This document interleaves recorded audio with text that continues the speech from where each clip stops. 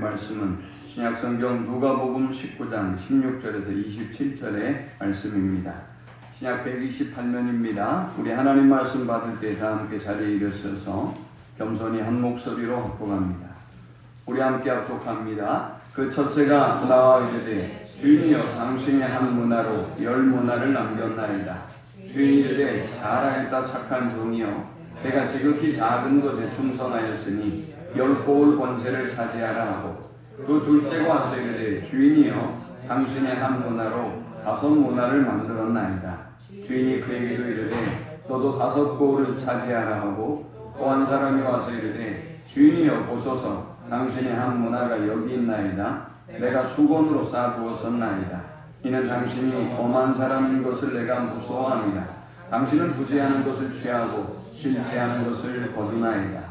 주인이 이르되 악한 종아 내가 내 말로 너를 심판하노니 너는 내가 부지하는 것을 취하고 실지하는 것을 거두는 엄한 사람인 줄 알았느냐? 그러면 어찌하여 내 돈을 은행에 맡기지 아니하였느냐? 그리하시면 내가 와서 그 이자와 함께 그 돈을 찾았으리라 하고 곁에 섰는 자들에게 이르되 그 한 문화를 빼앗아 10 문화 있는 자에게 주라 하니 그들이 이르되 주여 그에게 이미 10 문화가 있나이다. 주인이 이르되 내가 너희에게 말하노니 모두 있는 자는 받겠고 없는 자는 그 있는 것도 빼앗기리라. 그리고 내가 왕됨을 원하지 아니하던 저 원수들을 이리로 끌어다가 내 앞에서 죽이라 하였느니라. 아멘.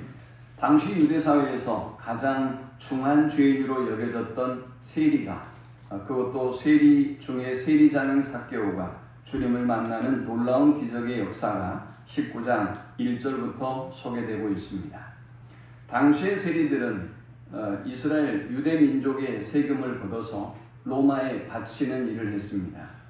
많은 돈을 주고 세리가 되었기 때문에 그들은 유대 민족 동족으로부터 더 많은 세금을 걷어야만 했고, 그리고 그 중에 이제 적은 금액을 로마에 납부하는 형태로 그들의 부를 축적해 나갔습니다. 그들은 탐욕의 사람이었고 탐욕의 사람을 상징하는 사람들이었습니다. 그들은 민족의 배신자였습니다. 그중 가장 성공했던 사람 삭개오. 그가 성공에 이르고 그가 부를 축적했지만 만족할 수 없는 자신의 인생을 돌아보고 주님을 만나기를 갈망했습니다. 그러나 그는 키가 작아서 주님을 만날 수가 없었습니다. 많은 행렬이 주님을 둘러싸고 있었기 때문이었습니다. 그는 무화과 나무에 올라갔고 그리고 지나가는 예수님을 만나게 됩니다. 예수님이 그렇게 사모하는 삭개오를 향하여 말씀하셨습니다. 삭개오야 속히 내려오라. 내가 오늘 내 집에 유하여야 하겠다. 그는 이 말씀에 큰 은혜와 감동을 받았습니다. 그는 급히 내려와서 즐거워하며 주님을 영접했습니다. 그럼에도 불구하고 주변의 사람들은 이 삭개오를 그리고 이 주님을 향하여 수군거리고 비방하기 시작했습니다.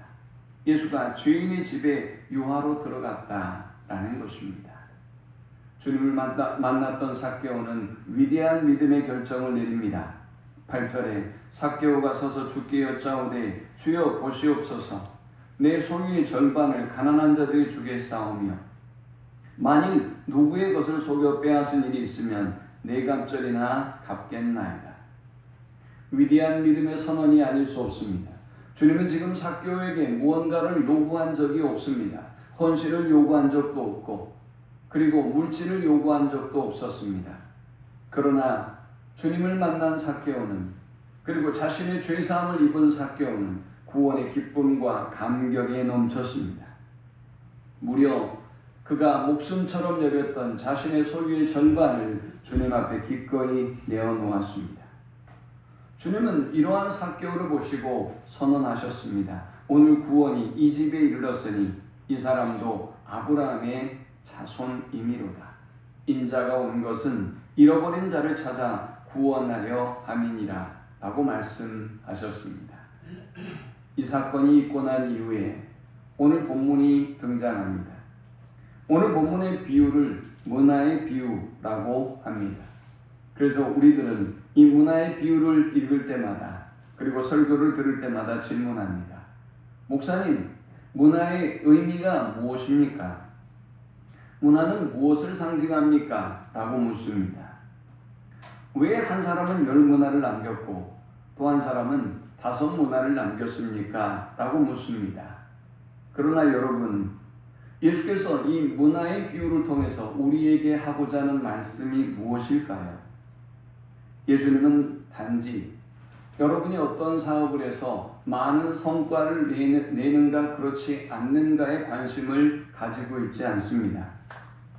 여러분이 어느 정도의 문화를 가지고 있는가를 묻지도 않습니다. 주님은 이 문화의 비유를 통해서 오늘 너의 주인은 누구냐? 라는 것을 우리에게 묻고 있습니다. 너의 주인은 누구냐? 주님은 이 질문을 2000년 전 그의 제자들에게 던지셨고 그리고 오늘 우리에게 던지고 있습니다. 몇 해 전 타이타닉호에 대한 다큐멘터리를 본 적이 있습니다. 1912년 당시 세계에서 가장 크고 화려했던 여객선이 출항하게 됩니다. 모든 기술의 총하였습니다. 문명이 이룰 수 있는 최고의 노력으로 그렇게 아름답고 위대한 배를 만들고 드디어 출항에 이르게 된 겁니다. 사람들은 이 타이타닉호를 보며 인간 문명의 승리를 노래했습니다. 신문은, 언론은 극찬했고 사람들은 열광에 이르렀습니다. 당시에는 이런 말까지 나왔습니다. 하나님도 이 배를 침몰시킬 수 없을 것이다. 얼마나 교만한 말입니까? 이렇게 사람은 자신들이 이루어온 기술을 믿습니다. 그리고 철의 문명을 믿습니다. 자신들의 설계와 계산을 믿고 있죠. 그런데 여러분, 참 놀랍게도 아이러니하게 하나님은 그저 한 조각의 생명도 없는 빙산을 통해서 그 인간 기술의 총알을, 문명의 총알을 순식간에 무너뜨렸습니다. 우리가 잘 아는 것처럼 타이타닉호는 첫 항해에서 차가운 북대서양 밑으로 사라지고 말았습니다. 그런데 이 다큐멘터리에서 사고를 조사하는 그 전문가들의 공통적인 의견이 있었습니다. 배가 침몰한 이유는 당시 단지 빙산 때문만은 아니었다는 것입니다. 여러 차례 이 빙산에 대한 위험성을 무선으로 경고했습니다. 속도를 줄이라고 요청했습니다. 항로를 변경해야 된다고 권고도 했습니다. 그러나 선장은 아랑곳하지 않았습니다. 괜찮다고 판단한 것입니다. 그리고 결국 비극은 빙산이 아니라 잘못된 결정에 의하여 일어나고 말았던 것입니다. 우리의 인생도 이와 다르지 않다고 생각합니다. 인생의 가장 큰 문제는 돈이 적은 것이 아닙니다. 건강이 연약한 것도 아니에요. 능력이 부족한 것도 아닙니다. 가장 큰 문제는 저와 여러분의 인생의 운전대를 경영권을 누가 쥐고 있느냐입니다. 내가 운전대를 잡고 내가 내 인생을 경영하면 결국 우리는 길을 잃고 말 것입니다. 그러나 하나님께 운전대를 맡기면 광야에서도 길이 열립니다. 잠언 16장 9절은 말씀합니다. 사람이 마음으로 자기의 길을 계획할지라도 그의 걸음을 인도하시는 이는 여호와시니라. 우리는 계획할 수 있습니다. 그러나 그 길을 인도하시는 분은 하나님이십니다. 우리는 씨를 뿌릴 수 있습니다. 그러나 자라나고 성장하게 하시는 분은 하나님이십니다. 우리는 얼마든지 일을 계획하고 일을 진행할 수 있습니다. 그러나 그 일의 열매를 맺게 하시는 분, 그 일을 성취하시는 분은 하나님이라는 사실을 우리가 기억해야 합니다. 이것이 성경이 말하는 하나님의 절대 주권입니다. 오늘 우리가 살아가는 시대는 자기 주권을 최고의 가치로 여깁니다. 그래서 광고의 카피는 당신의 인생은 당신의 것입니다 라고 외칩니다. 사탄은 늘 우리에게 속삭입니다. 당신이 원하는 대로 하십시오 라고 말이죠. 성공하기 위해서는 당신이 인생의 주인공입니다 라고 우리들에게 속삭입니다. 그러나 사랑하는 여러분, 성경은 전혀 다른 이야기를 우리에게 들려주고 있습니다. 성경을 펼치자마자, 창세기 1장을 펼치자마자 저와 여러분에게 이렇게 선언합니다. 태초에 하나님이 천지를 창조하십니다. 인류의 창조자가 있다는 것입니다. 저와 여러분의 창조자가 있다는 사실입니다. 하나님께서 창조하셨다고 분명히 선언하고 있습니다. 성경은 인간으로 시작하지 않고 있습니다. 하나님으로 시작합니다. 인류의 주인이 인간이 아니라 하나님이라는 사실을 명백히 하고 있습니다. 시편의 기자도 땅과 거기 충만한 것과 세계와 그 가운데 사는 자들은 다 여호와의 것이로다 라고 말씀했습니다. 땅에 있는 모든 것들이 여호와의 소유이며 이 땅에 있는 모든 것은 여호와의 것으로 충만하다라는 말씀입니다. 사도 바울도 우리가 그 안에 살며 그 안에서 움직이고 그 안에서 존재하느니라 라고 했어요. 여러분의 뜻대로 여러분의 마음대로 살아가고 있는 것 같지만 우리는 그분의 보호와 인도하심 아래서 살고 있어요. 움직이고 있어요. 존재하고 있습니다. 요한계시록은 성경의 가장 끝권이죠. 요한계시록 1장 8절에는 주 하나님 이르시되 나는 알파와 오메가라 이제도 있고 전에도 있었고 장차 올 자요 전능한 자라 하시더라 했어요. 하나님은 자신을 소개하면서 시작이자 끝이라고 말씀하셨어요. 알파와 오메가예요. 장차 오실 전능자다라고 당신을 소개합니다. 계시록 1장 17절에도 나는 처음이요 마지막이니 라고 말씀했습니다. 창세기에서 요한계시록까지 변함없이 일관적으로 말씀하시는 말씀이 있는데 하나님은 이 땅의 주인이시고 우리의 주인이시고 우리는 그것을 위임받아 관리하고 있는 청지기에 불과하다라는 말씀입니다. 그런데 놀랍게도 인간은 처음부터 이것을 받아들이지 않았습니다. 저와 여러분만 받아들이지 않은 것이 아니라 처음부터 받아들이지 않았어요. 사탄은 그 인간의 소유욕과 교만함을 너무나 잘 알고 있습니다. 그래서 에덴 동산에서 아담과 하와를 유혹하고 치명적으로 그들을 넘어뜨리는데 성공합니다. 사탄의 속삭임은 간단했습니다. 너희가 하나님과 같이 되리라 라는 속임이었습니다. 하나님처럼 똑똑하고 지혜롭게 된다는 말씀일까요? 아닙니다. 내가 그 하나님의 자리에 앉을 수 있다라는 속삭임이었습니다. 이것이 바로 죄의 시작이었습니다. 사랑하는 여러분, 우리를 넘어뜨리는 가장 강력한 유혹이 바로 이것입니다. 여러분이 주인이라는 것입니다.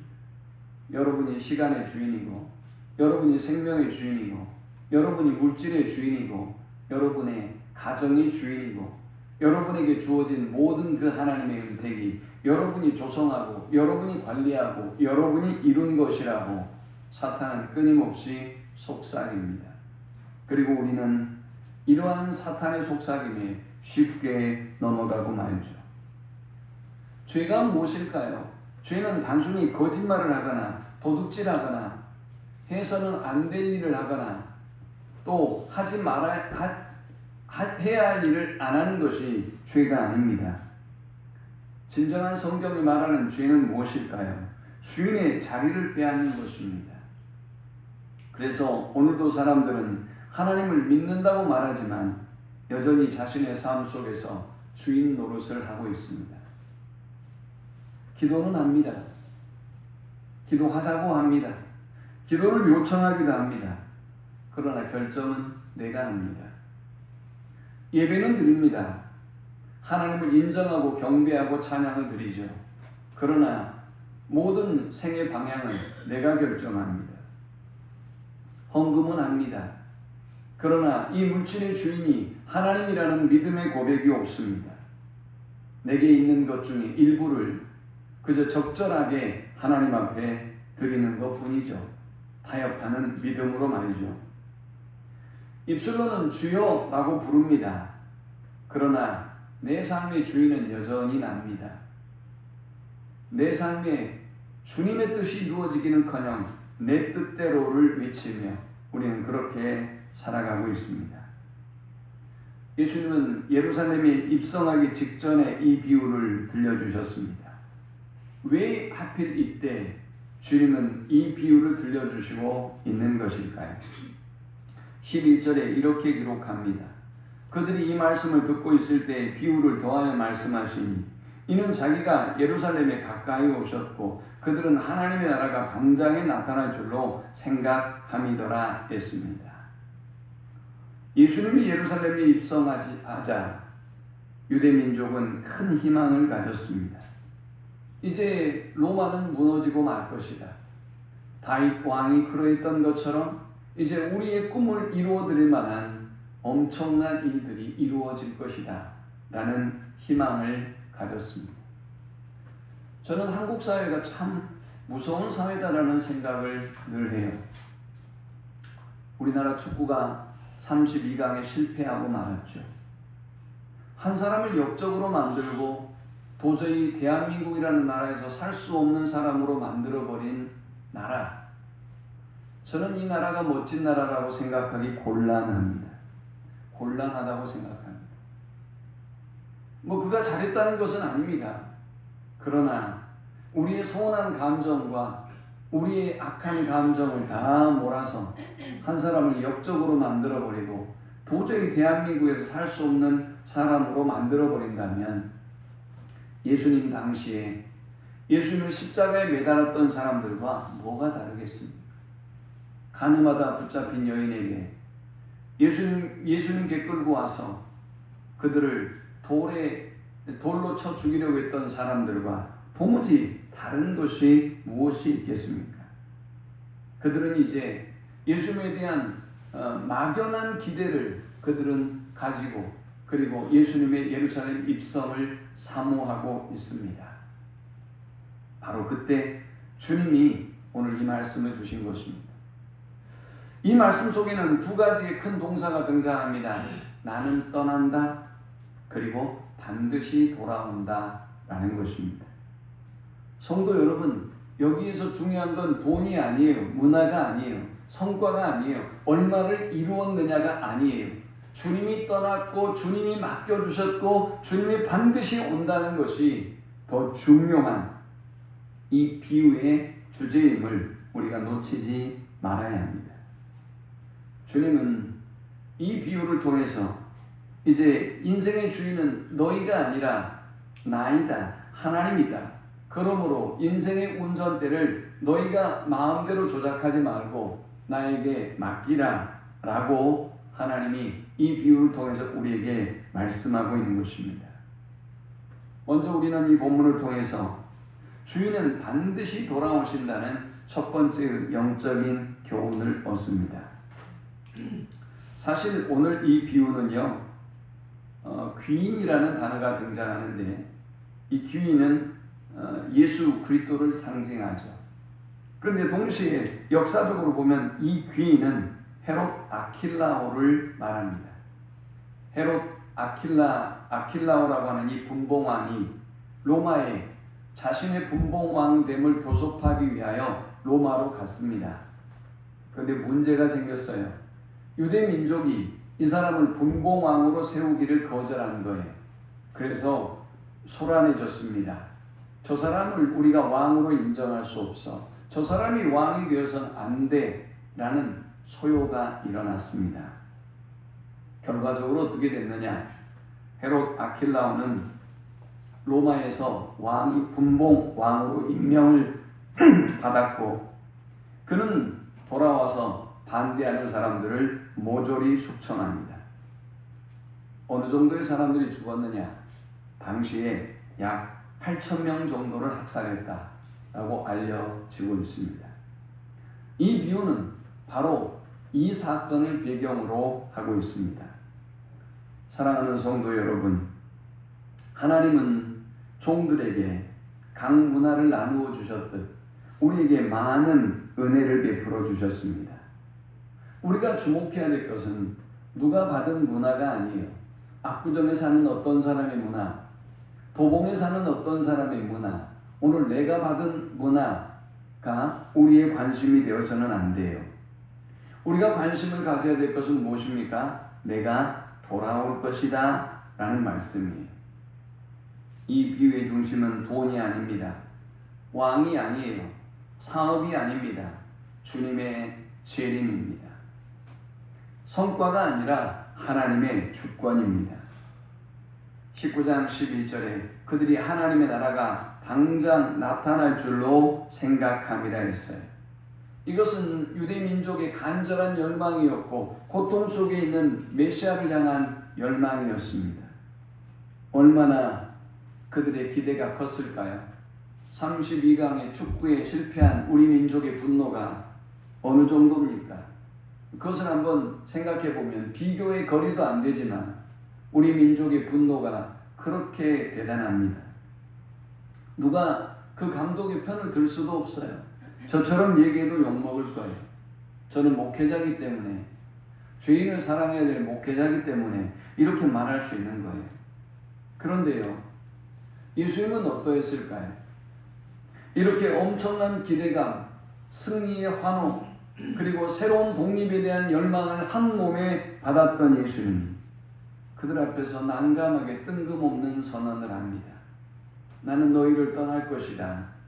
그리고 반드시 돌아올 것이다. 이것이 바로 재림의 약속이었습니다. 갈릴리 사람들아 어찌하여 서서 하늘을 쳐다보느냐? 너희 가운데서 하늘로 올려지신 이 예수는 하늘로 가심을 본 그대로 다시 오리리라. 초대교회는 이 약속의 말씀을 조금도 의심하지 않았습니다. 그들에게 이 말씀은 재림의 교리가 아니에요. 우리에게는 교리로 남아있죠. 재림의 교리가 아니에요. 이것은 그냥 삶이었고 삶의 중심의 메시지였어요. 그들은 예배를 마칠 때마다 서로 인사했습니다. 마라나타.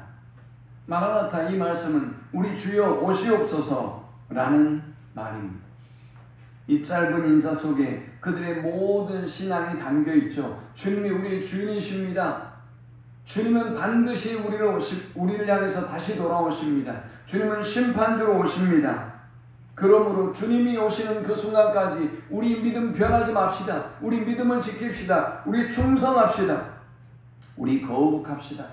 우리 주님이 우리에게 명령하신 그 복음의 사명을 다합시다 라는 내용을 안고 있는 복합적인 내용의 인사였습니다. 사랑하는 성도 여러분, 오늘날 한국교회는 과연 재림을 믿을까요? 오늘 여러분은 과연 재림을 믿고 있습니까? 왜 도대체 초대교회는 죽으면서도 순교하면서도 찬송을 할 수 있었을까요? 왜 사자굴 앞에서도 다니엘과 세 친구는 흔들리지 않았을까요? 왜 바울의 일행은 감옥에서도 복음을 전하고 기뻐하며 찬송했을까요? 우리의 믿음의 선배들은 왜 재산을 빼앗기면서도 기뻐했을까요? 그들에게는 세상이 마지막이 아니라고 하는, 이 세상이 끝이 아니라는 분명한 믿음이 있었기 때문입니다. 왕이 다시 오신다는 것을 믿었기 때문입니다. 오늘의 우리 순교와 오늘의 이 고통과 오늘의 이 헌신이 손해가 아니라 내일의 영광을 바라보는 영광스러운 투자임을, 영광스러운 성도의 기림을 그들은 조금도 부끄러워하지 않았습니다. 사랑하는 성도 여러분, 여러분의 신앙을 돌아보십시오. 우리는 재림을 믿는다고 말합니다. 그러나 정말 기다리고 계십니까?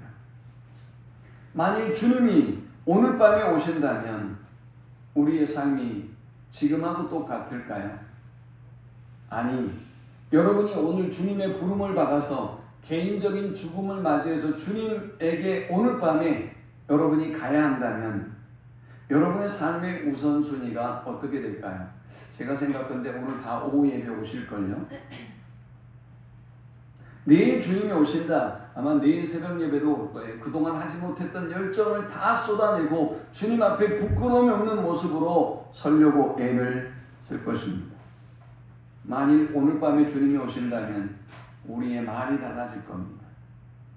여러분이 시간을 사용하는 시간에 대한 관도 달라질 것입니다. 돈 쓰는 방식도 달라지겠죠. 기도가 달라집니다. 예배가 달라질 것입니다. 왜냐하면 왕이 오시기 때문이죠. 주인이 돌아오신다는 사실을 믿는 순간 사람은 시간을 허비할 수 없습니다. 물질을 허비할 수 없습니다. 우리가 그 주인 앞에 서기 때문이죠. 저는 목회자이기 때문에 수많은 장례를 치러 본 경험이 있습니다.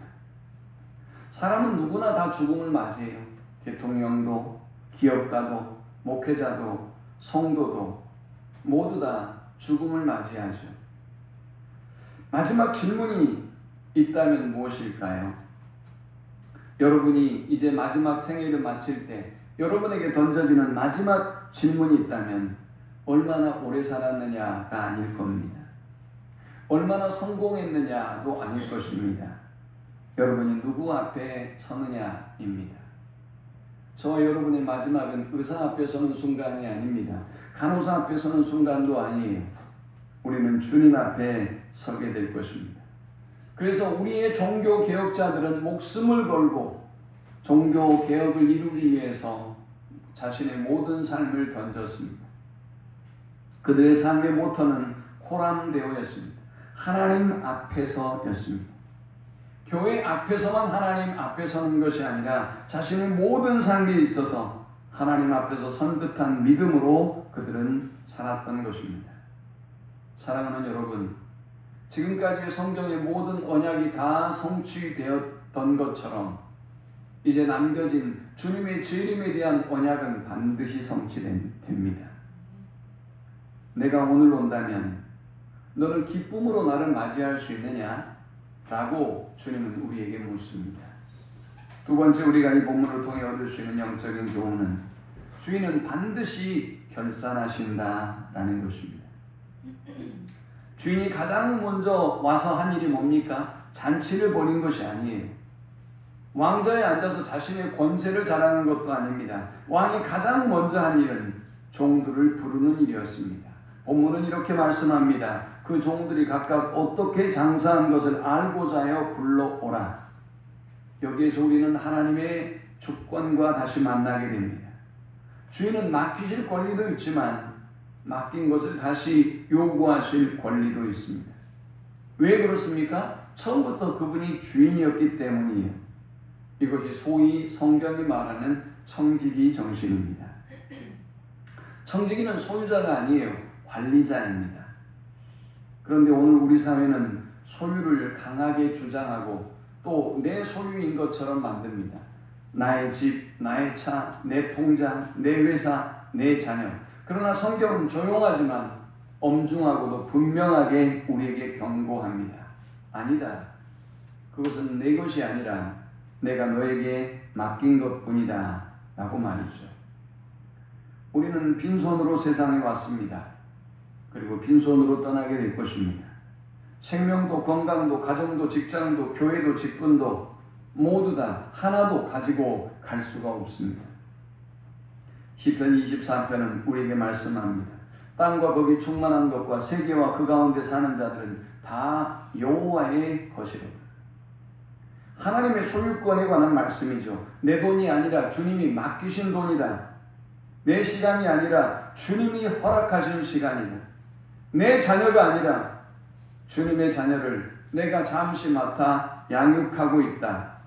라는 것이 바로 본문에서 우리에게 주시는 말씀입니다. 첫 번째 종이 주인 앞에 섰습니다.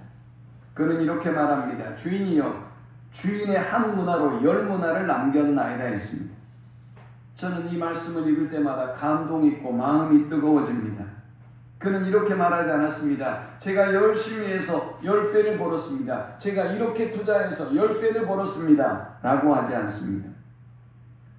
그는 주인의 것이라고 처음부터 고백하고 있습니다. 여러분, 여기에 참된 신앙의 고백이 있는 것입니다. 결과가 중요한 것이 아니라 이것이 주인의 것입니다. 라는 그 고백 말입니다. 주인의 것이기 때문에 한 문화가 주님의 것이기 때문에 그가 남긴 10문화도 주님의 것입니다. 그러므로 그는 공로를 자랑하지 않습니다. 그의 기술을, 그의 지혜와 능력을 자랑하지도 않습니다. 은혜를 고백합니다. 사도 바울도 같은 고백을 하죠. 내가 나아된 것은 오직 하나님의 은혜로 된 것이니 라고 했습니다. 사랑하는 성도 여러분, 교만이 언제 시작될까요? 하나님의 것을 내 것이라고 천명하게 시작할 때부터 교만이 여러분에게 들어옵니다. 반대로 감사는 언제 시작할까요? 여러분에게 맡겨주신 것을 주님의 것이라고 인정하고 고백하게 될 때 그때 감사가 시작됩니다. 생각해 보십시오. 우리가 살아있는 것 감사죠. 호흡하는 것 감사죠. 가정을 주신 것 감사죠. 건강을 주신 것 감사해요. 이 험악한 세상에서 안전하게 우리가 이렇게 예배할 수 있는 것 놀라운 감사죠. 우리가 이렇게 이 험한 세상을 함께 살아갈 수 있는 믿음의 동역자를 주신 것 감사하죠.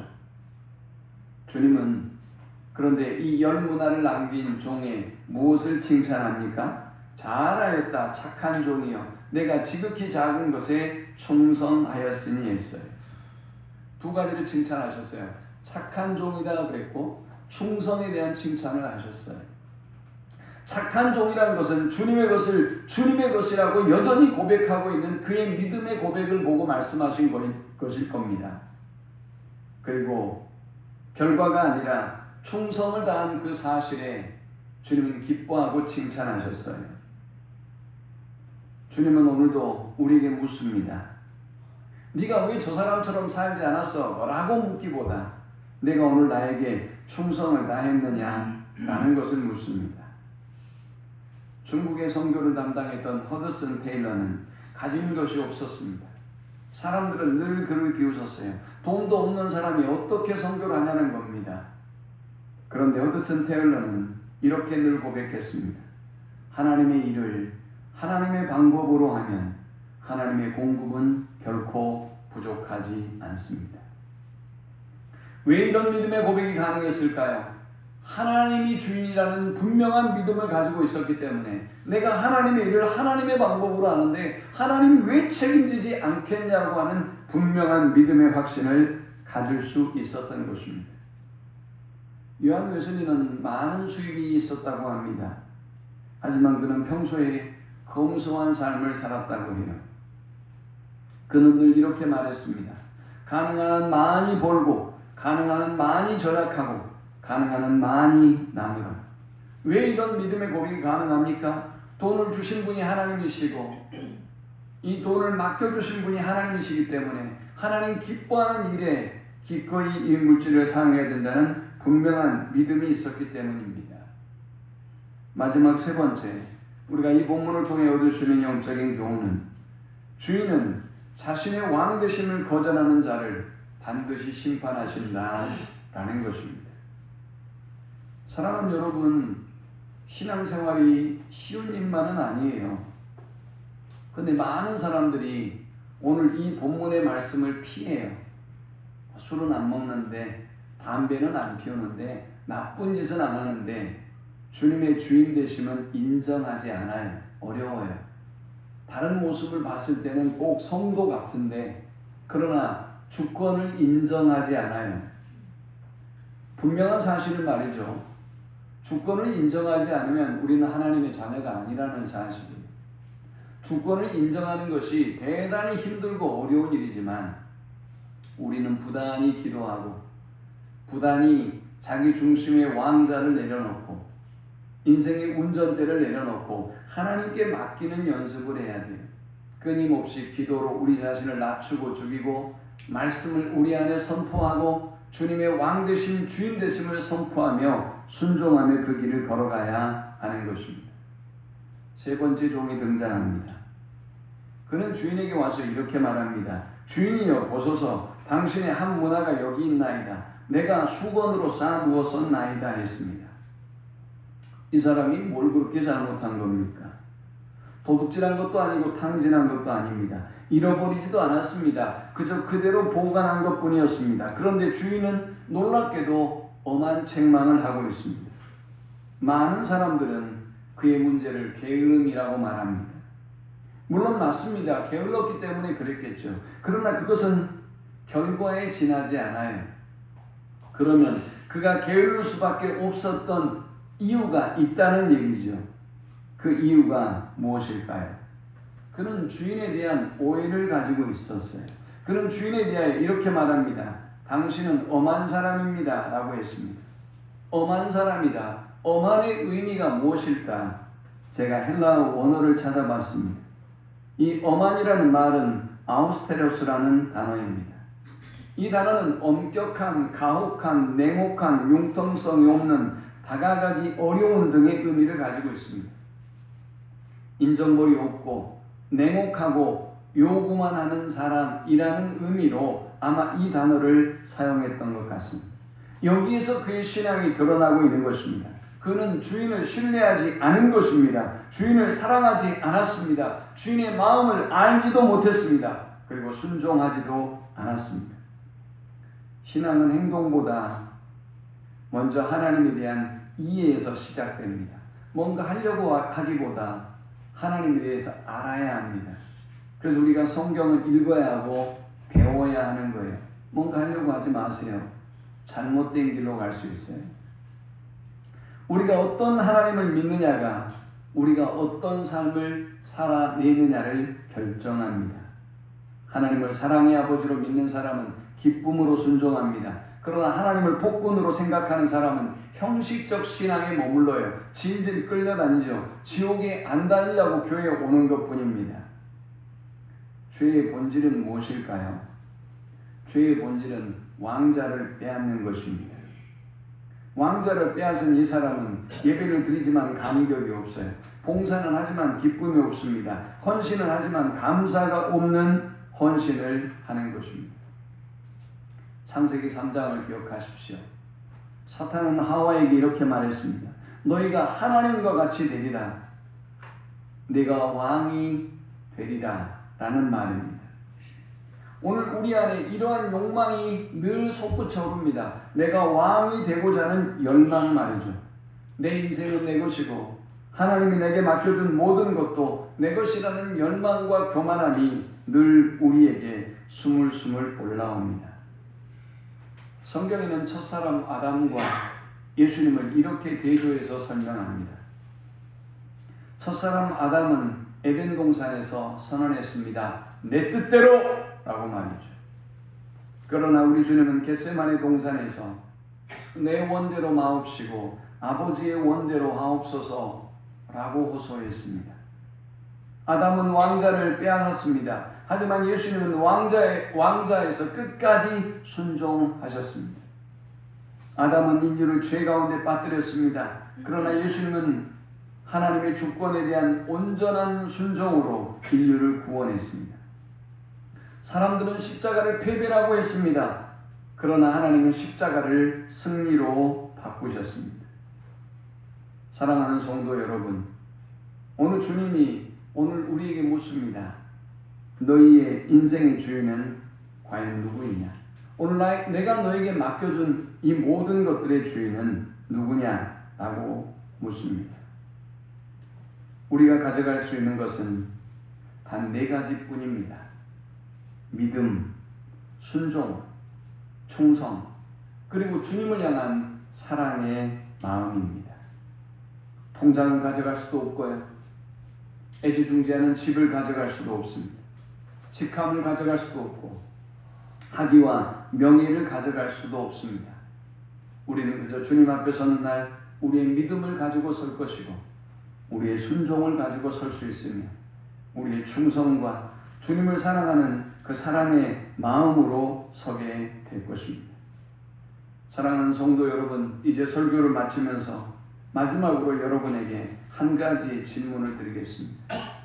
오늘 밤 주님께서 오신다면, 주님이 여러분을 부르신다면 여러분은 가장 먼저 무엇을 생각하시겠습니까? 후회입니까? 두려움입니까? 아니면 기쁨입니까? 우리는 그날 처음 보는 왕을 만나는 것이 아닙니다. 평생 섬기고 평생 사랑하며 평생 우리에게 은혜를 베풀어 주신 그분을 만나는 것입니다. 그러므로 우리가 두려움으로 그분을 만난다고 생각하면 안 되는 것입니다. 우리는 간절히 사모하는 마음으로 그날을 기대하며 살아야 됩니다. 오늘 우리가 드린 예배가 뭡니까? 왕을 기다리는 사람들의 모임입니다. 오늘 우리의 드리는 기도는 뭡니까? 왕을 기다리는 사람들의 간절한 호흡이며 영적인 시원한 전쟁입니다.